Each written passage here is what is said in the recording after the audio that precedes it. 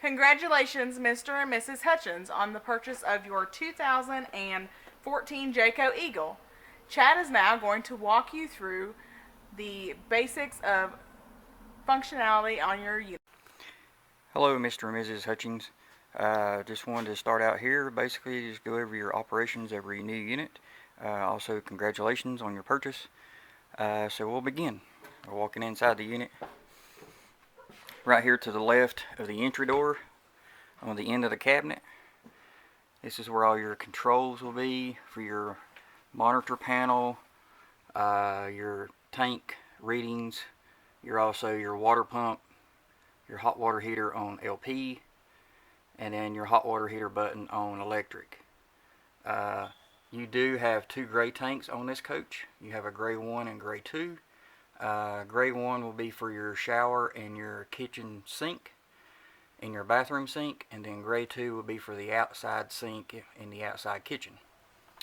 Also to the left of the monitor panel, you have a 2-switch switch panel.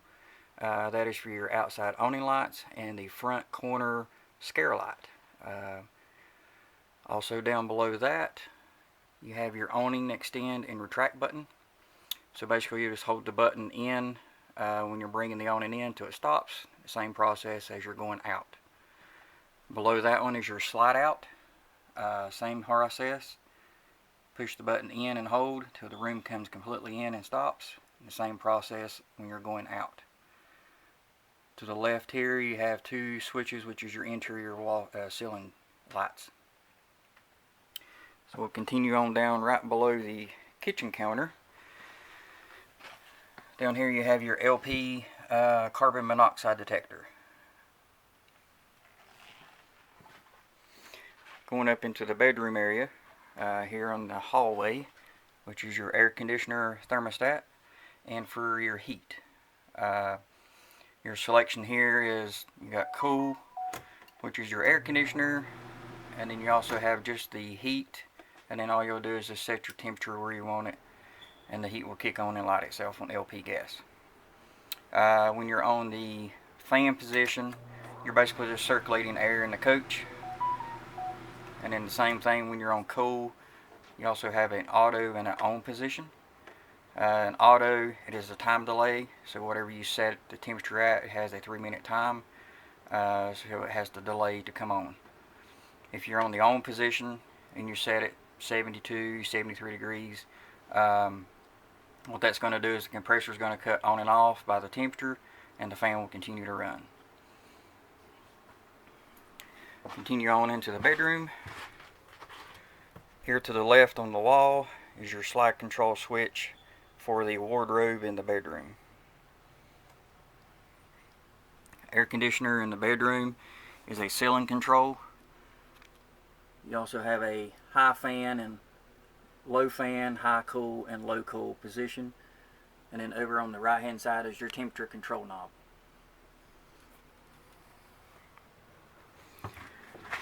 Bathroom area, you basically have wall switch here, which is your interior light, and your exhaust fan.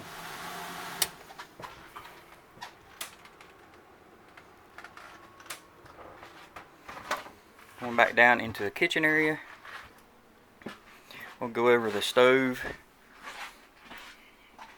So when you're lighting your stove, this one has a piezo igniter. It's kind of like a gas grill does.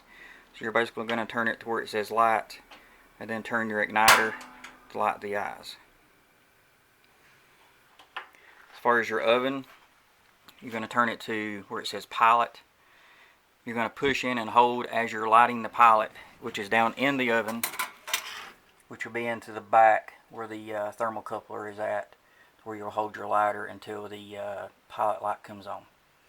Once the pilot light comes on, you'll take the knob and then you'll turn it to whatever temperature setting you want to set it at.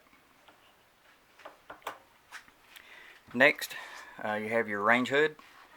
So here you have your over range hood light and your exhaust fan.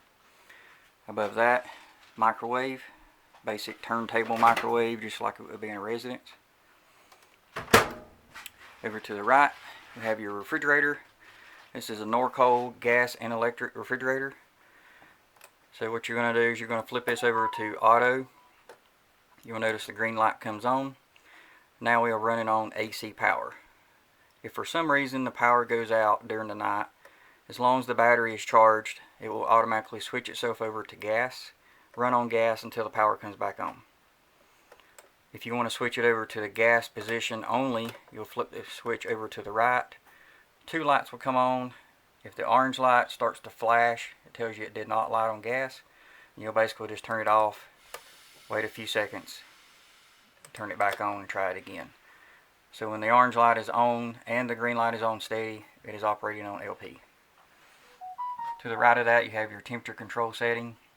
So 1 is the warmest, and then 5 is the coldest. I like to always start around 3 or 4, and then once it starts getting good and cold, you can turn it up to 5 if you need to. On through in here into the bunk area, you have an exit window here at the bottom. You'll basically just take the handle, flip it up, push the window out.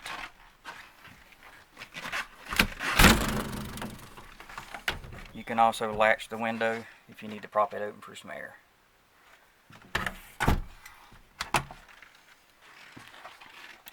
Also down here in this bottom panel, which is screwed in, if you take that panel off, that is the back side of the hot water heater. That is where your bypass valves will be when you get ready to winterize for the wintertime. Here in the slide out, if you'll notice over here in the center below this light, you have a wall switch. That is the wall switch for the lights over the dinette table. Over here near the TV, you have your radio, DVD player. I think you can link your phone to it if you need to do that. It has an aux AV-in cable port, so forth there. To the left of the radio, if you'll notice into the back of this cabinet, this is your TV antenna booster. There is a button on the booster, which is right below the green light. If you turn the green light on, that is amplifying the TV antenna, which will give you air channels. If you're running cable from part cable, you'll need to turn that button off. You also have here a remote. You can actually run everything on the coach with this remote, as far as running your slides in and out, your front and rear jacks, your porch light, and your awning. You'll basically just hit the middle button, and then you'll hit whatever component you want to run, as long as the blue light is on solid. TV remote.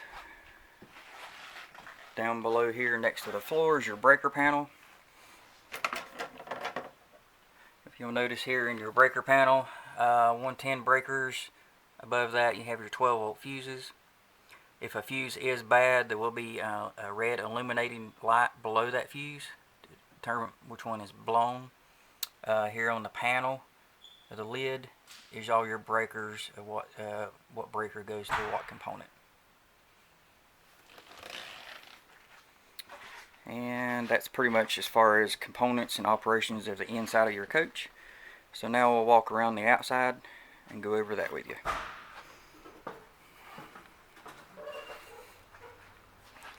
So here to the right hand side of the entry door you have storage compartment doors. Around the front here you have a big door to the left, which is where your generator would go if you happen to install a generator on your coach. Right hand side is where your LP bottles are. Automatic regulator switch over. Here inside you have a red battery main disconnect, so when you're storing your coach you can turn the battery off and save the battery life.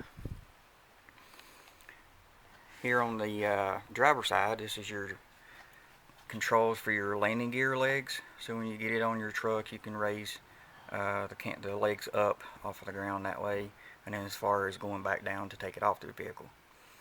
To the left of the switch is a manual crank. So if your battery ends up dying, there is a crank handle that will go in here, so you can raise the legs up and down. And this here is your battery compartment. Next to this is your front belly storage compartment. You'll see in here we have your power cord, a little table extension, your handles for the front landing gear legs, and a outside grill which will go onto the rear bumper. Inside this compartment we have a switch here. This is for your front accent cap lights. Right next to that, this is your water bay compartment. Here you have an outside shower, hot and cold water, shower head hose that pulls out, soap dispenser.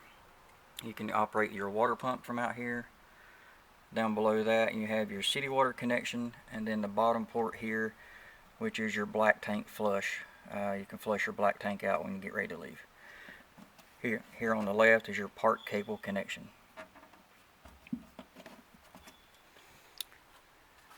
Here down below, which is your exhaust from your furnace. Down below here is your pull valves for your waste tanks and your gray tanks. And of course the black handle, which is for the black tank, your gray handle, gray tank 1, and over here is your gray tank 2.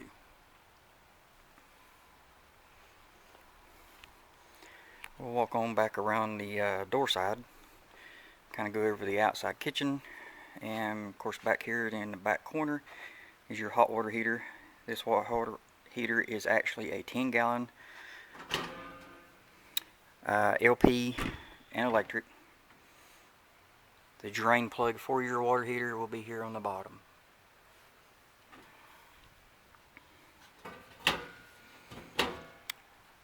.50-amp power cord. It's 25 foot long. And then this component right here on the back of the bumper is where your outside grill will attach. Here in the outside kitchen area, you have a sink. You have a wall switch right here, which is the porch light above the outside kitchen.